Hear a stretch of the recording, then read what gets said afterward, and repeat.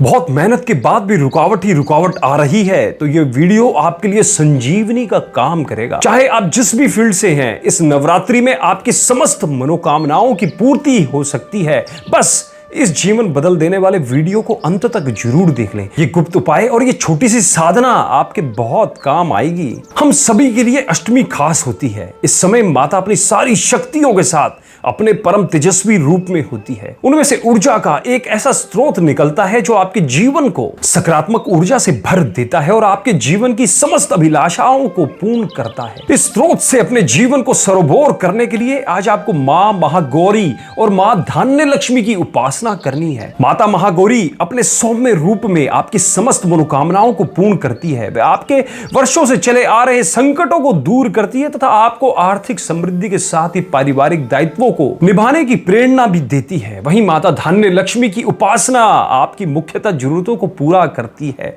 वह आपके जीवन में कभी भी अन्न की कमी नहीं होने देती और आपको संतुष्टि का आशीर्वाद प्रदान करती है। दोनों माताओं का आशीर्वाद अपने जीवन में पाने के लिए आज के दिन आपको सूर्योदय के पहले ब्रह्म मुहूर्त में उठना है। इस समय दोनों माताओं की सकारात्मक शक्तियां पूरे ब्रह्मांड में विचरण करती है। अगर इस समय आप अपनी दोनों आंखें अपनी दोनों हथेलियों के सामने खोलते हैं और दोनों माताओं के मंत्रों का जाप करते हैं तो आप बड़ी सरलता से उनको प्रसन्न कर लेते हैं और उनका आशीर्वाद आपको मिल जाता है। उनका आशीर्वाद पाने के लिए आपको 11 बार इस मंत्र का अपनी हथेली को देखते हुए जाप करना है। मंत्र इस प्रकार है, ओम देवी महागौरी नमस्तुभ्ये। फिर 11 बार इस मंत्र का जाप करना है हथेली को देखते हुए, ओम देवी धान्य लक्ष्मी नमस्तुभ्ये। यदि किसी कारण से आप मंत्र को याद ना कर सके तो इसे कागज पे लिख लीजिए और उसके बाद अपने हथेली के बीच में लेके आप जाप कर सकते हैं। दोनों माताओं के आह्वान के बाद आपको अब धरती माता का आह्वान करना है।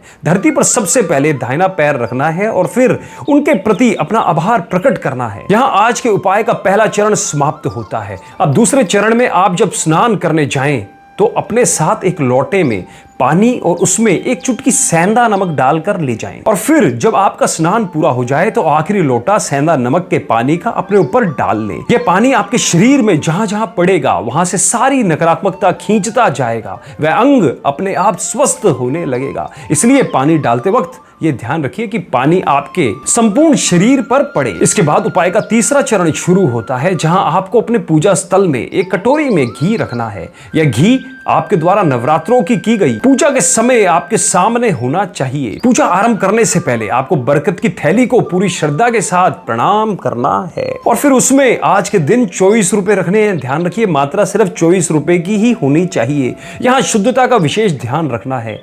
जब आप रुपए थैली में रख लें तो 11 बार ये मंत्र बोलिए। मंत्र इस प्रकार है, ओम श्री क्रीम क्लीम श्री लक्ष्मी मम ग्रहे धनम पूर्रे चिंताए दूरे स्वाहा। इस मंत्र को 11 बार बोलना है। किसी कारण से यदि आप इस मंत्र को याद नहीं कर पाए तो आप इसको एक कागज पे लिख के भी आप जाप कर सकते हैं। अब आप अपनी रोज की पूजा आरंभ कर सकते हैं। आज के दिन का महत्व खास है क्योंकि आज माँ के मुख्य मंडल की आभा असीम है। माँ का सच्चे दिल से किया गया आह्वान आपको उनके आशीर्वाद का पात्र बनाएगा, आपको सुख और समृद्धि दिलाएगा। इसलिए आज विशेषकर किसी के साथ कोई गलत व्यवहार मत करिएगा, किसी पर गुस्सा मत करिएगा और ना ही किसी के प्रति कोई मन में बैर भाव लाइएगा और ना ही किसी को अपशब्द बोलिएगा। बस इस खास दिन का पूरा लाभ उठाने के लिए आज आपको एक और उपाय करना है। यह उपाय भी बाकी सारे उपायों के भांति बहुत ही सरल और लाभदायक है। यह उपाय आपके घर की लक्ष्मी को करना है, चाहे वह आपकी माँ हो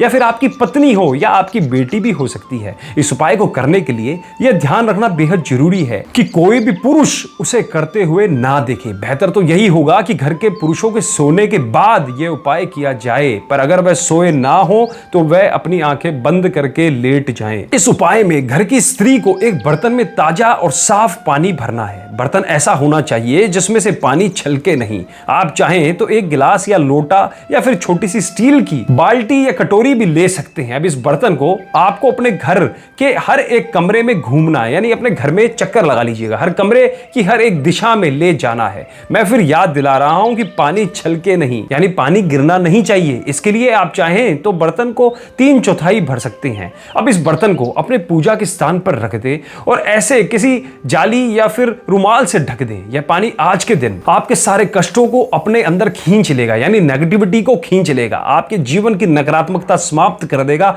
और आपके जीवन को नई दिशा देगा। इस लोटे के पानी का क्या करना है यह मैं आपको नवमी वाले दिन बताऊंगा। इस सभी उपायों को थोड़ा ध्यान पूर्वक करिएगा। और यदि ये वीडियो आप पहली बार देख रहे हैं तो जो मैंने नवरात्रि प्रथम से लेकर नवरात्रि सप्तमी तक यानी 7 दिनों के जो मैंने उपाय बताए हैं वो उपाय आप आज अष्टमी के दिन भी कर सकते हैं। सिर्फ आपको वो सारी सामग्री एकत्रित करनी है और दान राशि जो मैंने बताई थी 17, 18, 19 रुपए, ये सारी एकत्रित करके एक बरकत की थैली के अंदर आपको उसको रख देना है। आज की पूजा में उन सब चीजों को सम्मिलित कर लीजिएगा और इन सब चीजों का प्रयोग क्या करना है वो मैं आपको नवमी वाले उपायों के साथ बताऊंगा। अतः आप सभी मित्रों को नवरात्रि की बहुत बहुत शुभकामनाएं। जय माता की।